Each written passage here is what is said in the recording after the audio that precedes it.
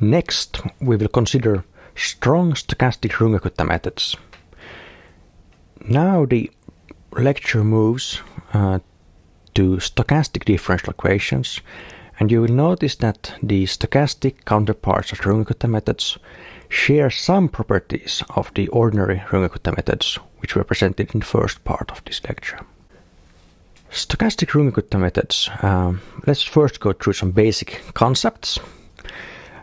So these are iterative methods for solving stochastic differential equations, quite similar to the ordinary Runge-Kutta methods, which were for solving ordinary differential equations. These are also based on series, but now the Ito-Taylor series, which were considered on the previous lecture. And they are derivative-free, which is important for the plug-and-play use of the methods. So ideally, they only require specification of the drift and diffusion functions of the SDE, and then you're supposed to easily get out solution trajectories from the methods. Well, it's not always this easy, but this is the basic principle. We divide the methods into strong and weak methods, as we did before for the Ito-Taylor series approximations.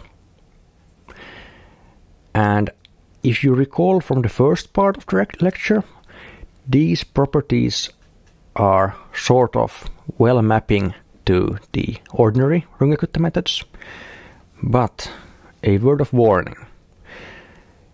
The intuition of extrapolating ordinary Runge-Kutta methods to stochastic Runge-Kutta methods is not as straightforward as one would maybe hope or expect. So be on your toes, you have been warned. We start similarly as for the ordinary Runge-Kutta methods by considering a simple multidimensional SDE formulation of this form, where the drift is defined as F and diffusion coefficient by L.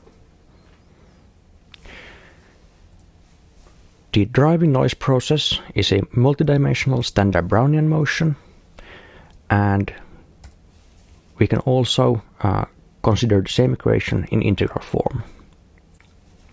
Now, applying the Ito formula to the terms F and L and collecting all the terms gives us an Ito-Taylor series expansion of this form.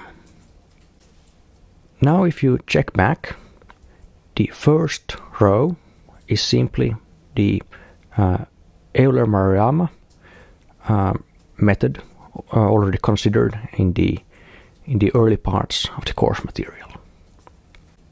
Similarly, as we did for the ordinary Runge-Kutta methods, we can now consider truncated series expansions of various degrees for each of these terms in the expansion.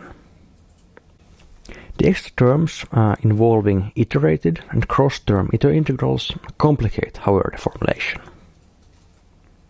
Now, to present an actual numerical family of methods, we consider the following family of strong order methods, which are due to Andreas Rössler. You might recall that the ordinary Runge-Kutta methods could be presented as a table. And now, for this family of methods, we present a slightly more complicated table, which we call the extended Butcher table. On each step, we approximated a solution trajectory as the following construction, which is explained in more detail in the course material, where also the terms are written out for this. As for the ordinary Runge-Kutta methods, we now need to evaluate the function values at the set of supporting values, which are defined by the different parts of the Butcher table. Perhaps tricky part is the increments, which are given by the following Ito integrals, where the increments delta beta are independent normally discrete random variables of this form. The iterated stochastic Ito integrals are, however, trickier. For these methods, when I equals j, the multiple Ito integrals can be rewritten in a simpler form. However, exact simulations from the integrals when I does not equal j is not possible, but it can be approximated. For those interested in this part, there are some references in the lecture material. To consider some simple examples, for example, the most simple case, the Euler-Maruyama method, can be represented as a very simple extended Butcher tableau. This method is of strong order 0.5, which you might recall from the previous lecture. To move on to something maybe more interesting and more complicated, but also more powerful. So this is a strong order method of order 1 due to Andreas Rössler, which is presented in form of the extended Butcher tableau. Actually, implementing this method requires several nested sums, and the method as full is written out in the lecture material. Higher order methods can be constructed by considering more terms in the Ito-Taylor series expansion. This, however, is not very practical in general, as it leads to heavy and very complicated methods. However, in cases where the model has some special structure, this might still be feasible. By special structure, I mean the model is one-dimensional, the noise is purely additive, the noise is diagonal, or the model has a commuting noise model. Now, let's consider an example. The Duffing-van der Pol oscillator is a quite widely used example of this sort of methods. So, we consider a simplified version where we have a double time derivative, the first order time derivative, then we have a multiplicative model with x squared and x, and a free parameter alpha, and then the noise enters the model multiplicatively on the right hand side in the expression shown here.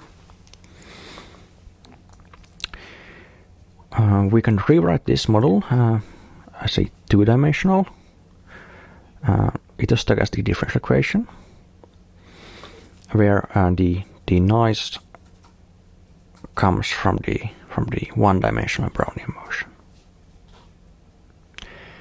Now, if Q is 0, this is just an ordinary differential equation. And the second case we consider is that Q is 0.5 squared, and we fix the parameter alpha to 1 and consider a step size of 2 to the power of minus 5. So this is the model, and let's see what the realizations look like in the non-stochastic case.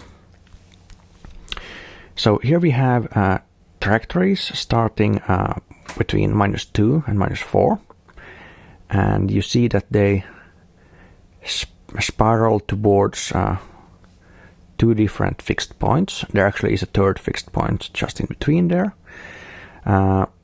So here in the ordinary differential equation case, the starting point of the trajectory determines where the trajectory will end up at the end. So now the second case was to consider the stochastic version of this oscillator model. And in that case, Q is not 0 anymore, and we use a strong order method for the one, which was shown just earlier, to simulate trajectories from this model. So this was the non-stochastic version, and this is the stochastic version of the model. Now, let's have a closer look at the trajectories. So now you see that the starting point of the trajectory does not necessarily fix the endpoint anymore. And now, because this is a strong order method, this trajectory should represent the like true random trajectories from the process.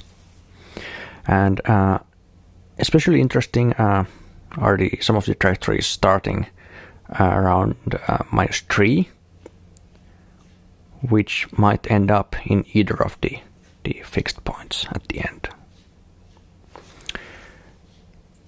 We will return to this example later on in considering where the trajectories actually end up.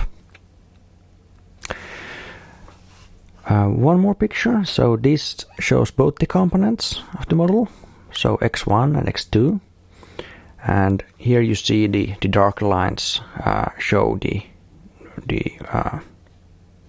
where the trajectories end up in either -1 or 1, and some of the trajectories deviate from the path here quite early in the simulation.